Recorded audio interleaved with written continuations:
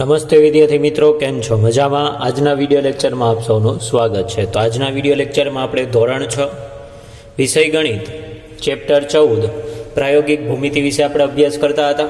તો એમાં આપણે અગાઉના વિડીયો લેક્ચરમાં આપણે સ્વાધ્યાય 14.2ની 4 રચના સુધી આપણે અભ્યાસ કરી ગયા હતા. તો આજના વિડીયો લેક્ચરમાં આપણે સ્વાધ્યાય 14.2ની 5મી રચનાનો આપણે અભ્યાસ કરીશું. તો જોઈએ વિદ્યાર્થી મિત્રો, સ્વાધ્યાય 14.2ની 5મી રચના શું આપેલું છે કે 7.3 સેમી લંબાઈનો રેખાખંડ AB અને 3.4 સેમી લંબાઈનો રેખાખંડ CD આપણને આપેલો છે.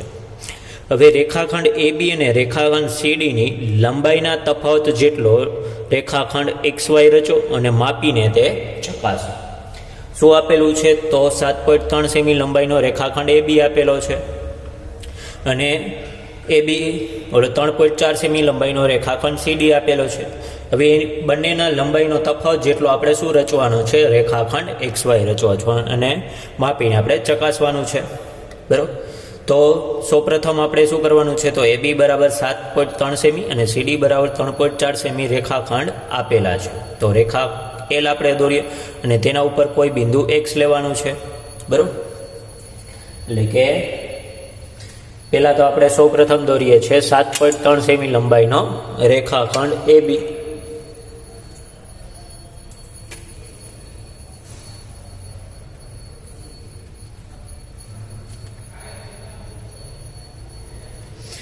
સાત પોઈન્ટ 3 સેમી એટલે આ 7.3 સેમી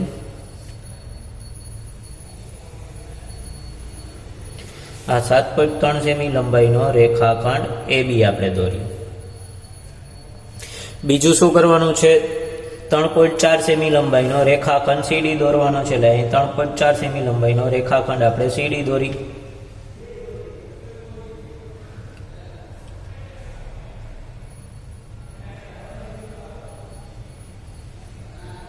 બરોબર. આ 3.4 સેમી લંબાઈનો રેખાખંડ CD.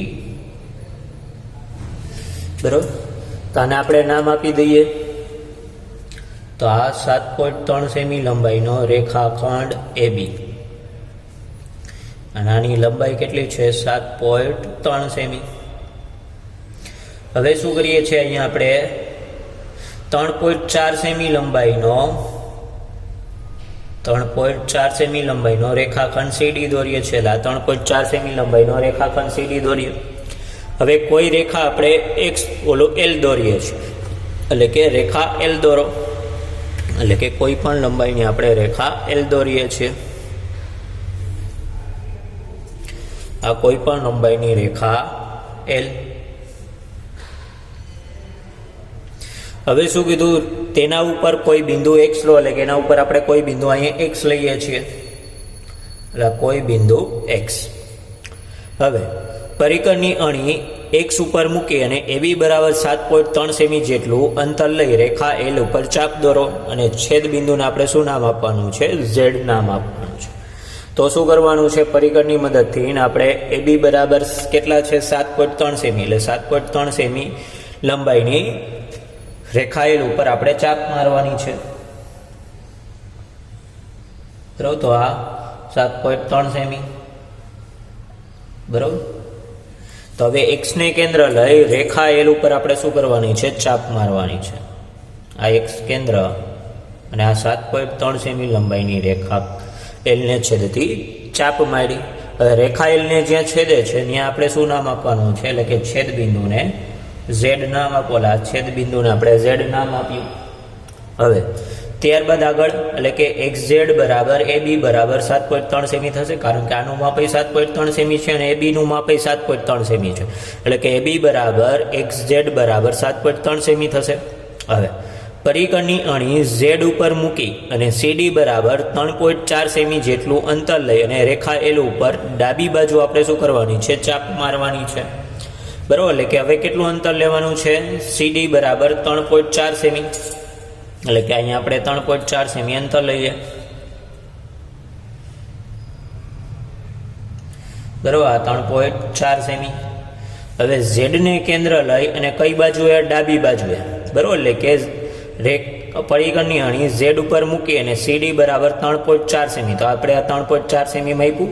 બરાબર. જો અહીંયા આપણે જોઈ શકીએ છીએ આ 3.4 સેમી, બરાબર.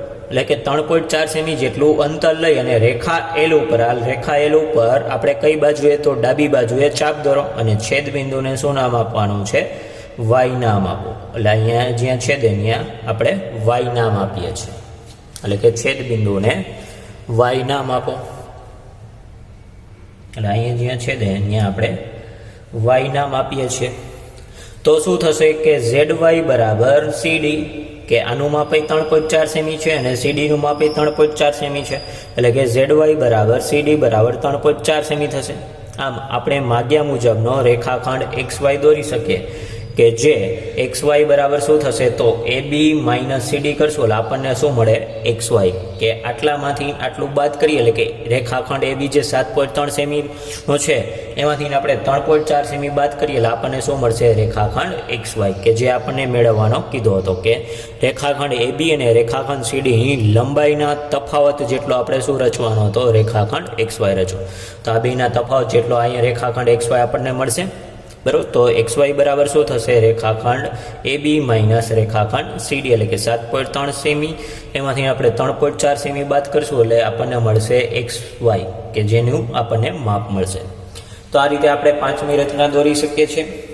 તો અહીંયા આપણે સ્વાધ્યાય 14.2 પૂર્ણ કરીએ. ત્યારબાદ આગળ જોઈએ સ્વાધ્યાય 14.3. તો સ્વાધ્યાય 14.3માં પહેલો પ્રશ્ન આપણને શું આપેલો છે? કે કોઈ પણ રેખાખંડ PQ દોરો. હવે PQ ને માપ્યા સિવાય રેખાખંડ PQ ની નકલની રચના કરો. કે કોઈ પણ લંબાઈનો આપણે શું કરવાનો છે? રેખાખંડ PQ દોરવાનો છે. હવે રેખાખંડ PQ ને માપ્યા સિવાય જ આપણે શું કરવાનું છે? રેખાખંડ PQ ની રચના કરવાની છે. હવે રચના દોરીએ તો અહીંયા આપણને જે મુજબ રચનાના પગલાં આપેલા છે એ મુજબ આપણે રચના દોરતા જઈએ. કે જેની લંબાઈ જાણતા નથી તેવો રેખાખંડ PQ દોરો. એટલે કે જેની લંબાઈ આપણે જાણતા ન હોય એવો આપણે શું કરવાનું છે? રેખાખંડ PQ દોરવાનો છે. એટલે કે કોઈ પણ લંબાઈનો રેખાખંડ આપણે PQ દોરીએ.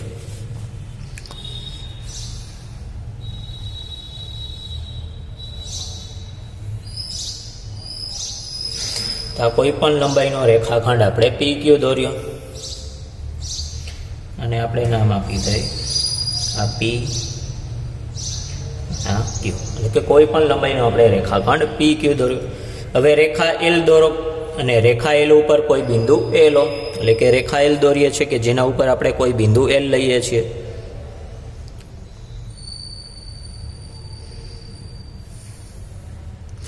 તો આ રેખા L આપણે દોરી અને જેના ઉપર આપણે શું કરીએ છીએ? કોઈ બિંદુ A લઈએ છીએ. રેખા L અને એના ઉપર આપણે કોઈ બિંદુ A લઈએ છીએ, બરાબર. હવે પરિઘની અણી P બિંદુ ઉપર મૂકી અને રેખાખંડ PQ જેટલું માપ લો. કે પરિઘની અણી છે એ અહીંયા રાખી અને PQ જેટલું આપણે શું કરવાનું છે? પરિકર વડે માપ લેવાનું છે.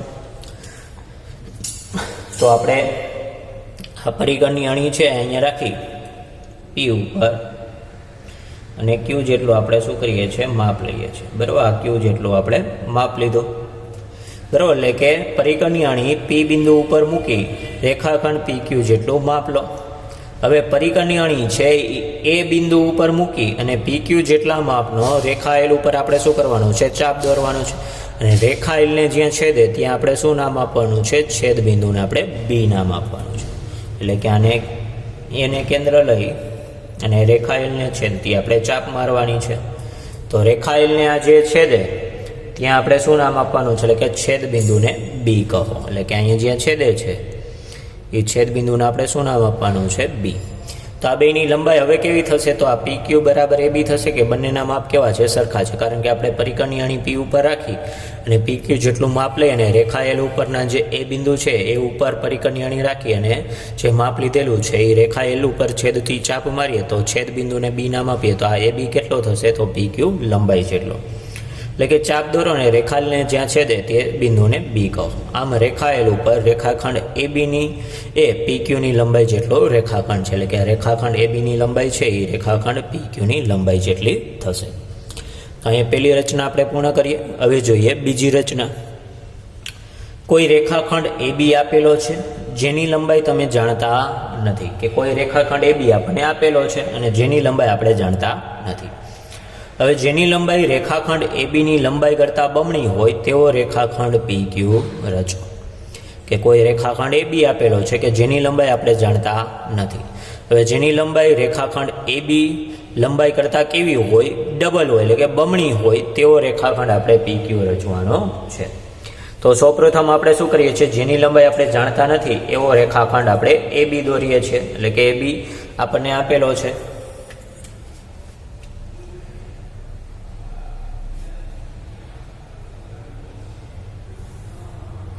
કે જેની લંબાઈ આપણે જાણતા નથી એવો રેખાખંડ આપણે એબી આપેલો છે. એટલે કે આની લંબાઈ આપણે જાણતા નથી એવો રેખાખંડ એબી આપણને આપેલો છે.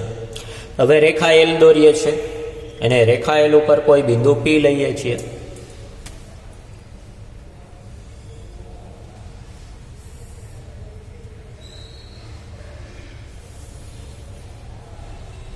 એટલે આ રેખા એલ આપણે દોરી કે જેના ઉપર કોઈ બિંદુ આપણે એલ લઈએ છીએ.